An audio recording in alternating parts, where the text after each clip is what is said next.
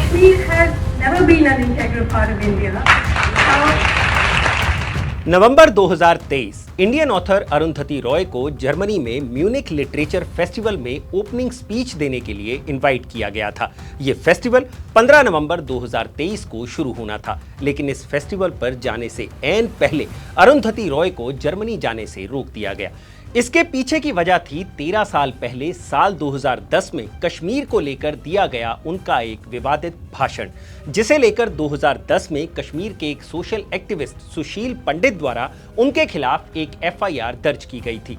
2010 में भी ये खबर काफी सुर्खियों में थी कि अरुंधति रॉय पर सरकार 124A यानी सेडिशन के तहत मुकदमा चलाने के बाद उन्हें गिरफ्तार कर सकती है, लेकिन तत्कालीन यूपीए सरकार के दौरान अरुंधति रॉय को सेडिशन के तहत गिरफ्तार नहीं किया गया था। लेकिन अब दिल्ली के राज्यपाल वीके सक्सेना ने अरुंधति रॉय पर आतंकवाद विरोधी कानून, गैर कानूनी गतिविधियों की रोकथाम और यूएपीए के तहत मुकदमा चलाने की आजादी दे दी है। तो इस वीडियो में हम बात करेंगे 2010 के उस भाषण की जिसके तहत अरुंधति रॉय पर मुकदमा चलाया जा रहा है। अपने उस भाषण को लेकर अरुंधति रॉय ने क्या सफाई दी थी, क्या 14 साल पहले के मामले में अरुंधति को दोषी बनाया जा सकता है, और साथ ही बताएंगे 2002 के उस मामले के बारे में भी जब अरुंधति रॉय को सुप्रीम कोर्ट द्वारा जेल की सजा सुनाई गई थी। नमस्कार, मैं हूं भूपेंद्र सोनी और आप देख रहे हैं अनकट। वीडियो शुरू करने से पहले आपसे एक गुजारिश है कि इस वीडियो को लाइक और शेयर जरूर करें ताकि ये जानकारी ज्यादा से ज्यादा लोगों तक पहुंच सके। तो चलिए शुरू करते हैं। सबसे पहले बात करते हैं साल 2010 के अरुंधति रॉय के विवादित भाषण के बारे में। 21 अक्टूबर 2010 को दिल्ली के एलटीजी ऑडिटोरियम में आजादी द ओनली वे के बैनर तले कश्मीर को लेकर एक सम्मेलन चल रहा था। इस सम्मेलन में अरुंधति रॉय के अलावा प्रोफेसर शेख शौकत हुसैन, कश्मीरी अलगाववादी सैयद अली शाह गिलानी, एक्टिविस्ट वरवरा राव और दिल्ली यूनिवर्सिटी के पूर्व लेक्चरर SAR गिलानी भी शामिल थे। गिलानी वही शख्स हैं जिन्हें संसद हमले में दोषी बनाया गया था, लेकिन वो बाद में बरी हो गए थे। असल में इस सम्मेलन के मुद्दे में कश्मीर को भारत से अलग करने का प्रोपेगेंडा शामिल था। इस दौरान अरुंधति ने अपने भड़काऊ भाषण में कहा कि कश्मीर का विवादित क्षेत्र भारत का अभिन्न अंग नहीं था। Stuck a mic in my face and very aggressively said, "Madam, is Kashmir an integral part of India or not? Is Kashmir an integral part of India or not?" About 5 times. So I said, "Look, Kashmir has never been an integral part of India."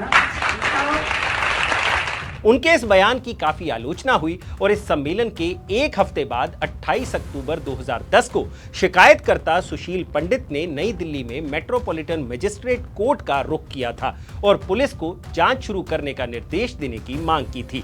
अदालत ने नवंबर 2010 में FIR दर्ज करने का आदेश दिया था, जिसके बाद अरुंधति के खिलाफ एफआईआर दर्ज की गई थी।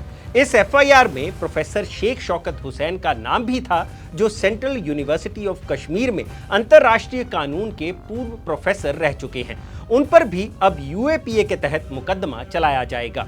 लेकिन अगला सवाल ये है कि क्या एफआईआर के 14 साल बाद भी किसी पर मुकदमा चलाया जा सकता है? पिछले साल अक्टूबर 2023 में दिल्ली के एलजी वीके सक्सेना ने आईपीसी सेक्शन 153A, B और 505 के तहत अरुंधति और प्रोफेसर हुसैन पर मुकदमा चलाने की मंजूरी दी थी। ये सेक्शन हेट स्पीच के केस में लगाए जाते हैं, जिनमें ज्यादा से ज्यादा सजा 3 साल तक की हो सकती है। लेकिन सीआरपीसी के सेक्शन 468 के तहत अदालतें उन मुकदमों की सुनवाई नहीं कर सकती जो अनुचित देरी के बाद या पीरियड ऑफ लिमिटेशन खत्म होने के बाद उनके सामने लाए जाते हैं।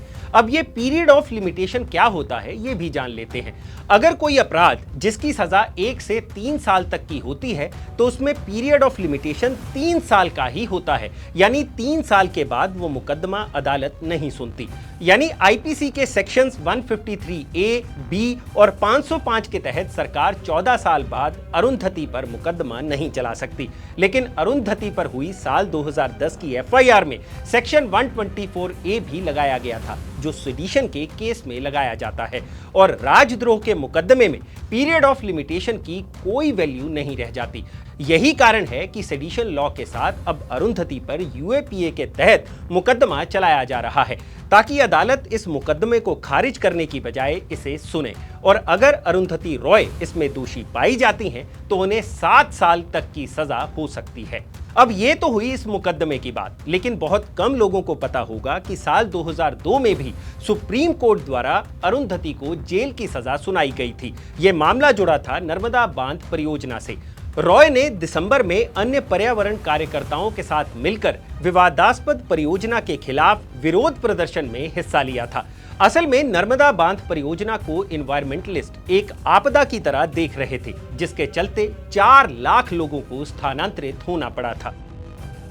खैर, प्रदर्शन को लेकर वकीलों ने यह दावा किया कि अरुंधति रॉय ने अदालत के बाहर विवादास्पद नारे लगाए और उन्होंने हलफनामा जारी कर याचिका को बेतुका और घृणित बताया था, जिसे सुप्रीम कोर्ट ने अपनी अवमानना की तरह लिया और अरुंधति रॉय को 1 दिन की जेल और 2000 रुपए जुर्माने की सजा सुनाई गई थी। अब आते हैं अपने आखिरी सवाल पर कि 2010 में दिए अपने भाषण को लेकर अरुंधति रॉय का क्या पक्ष रहा है। साल 2010 में द गार्डियन को दिए एक इंटरव्यू में उन्होंने अपने बयान से पीछे हटने से मना कर दिया था। उन्होंने कहा था, सरकार मुझ पर राजद्रोह का आरोप लगाने पर विचार कर रही है। इसका कारण ये है कि कश्मीर में जो कुछ हो रहा है उसके खिलाफ भारत में भी कई आवाजें उठ रही हैं। ये एक नया दौर है और ये सरकार के लिए चिंताजनक होना चाहिए। रॉय ने आगे कहा, मुझे कानूनी कार्रवाई की धमकी देने का मतलब नागरिक अधिकार समूहों और युवा पत्रकारों को चुप रहने के लिए डराना है, लेकिन मुझे लगता है कि इसका विपरीत असर होगा। मुझे लगता है कि सरकार समझती है कि अब इस पर पर्दा डालने के लिए बहुत देर हो चुकी है। अरुंधति ने उस इंटरव्यू में कहा था कि वो कश्मीर के लोगों के हक के लिए बात कर रही हैं। इस इंटरव्यू में उन्होंने कश्मीर में मिलिट्री को brutal military occupation in the world कहा था। हालांकि इस इंटरव्यू में वो कश्मीरी पंडितों के पलायन की बात भी कहती हैं। वो कहती हैं, मैंने वही कहा जो यहाँ हर दिन लाखों लोग कहते हैं। मैंने वही कहा जो मैंने और बाकी लेखकों ने वर्षों से लिखा और कहा है। जो कोई भी मेरे भाषणों की ट्रांसक्रिप्ट पढ़ेगा वो देखेगा कि वो कॉल ऑफ जस्टिस की बात कर रही हैं। खैर, अरुंधति का ये अपने बयान को लेकर दिया गया पक्ष 14 साल पहले का है। अब देखना ये होगा कि जो मुकदमा उनके खिलाफ अब चलाया जा रहा है उसे लेकर उनका क्या बयान आता है। तो ये है अरुंधति रॉय पर लगाए गए यूएपीए की 14 साल की कहानी।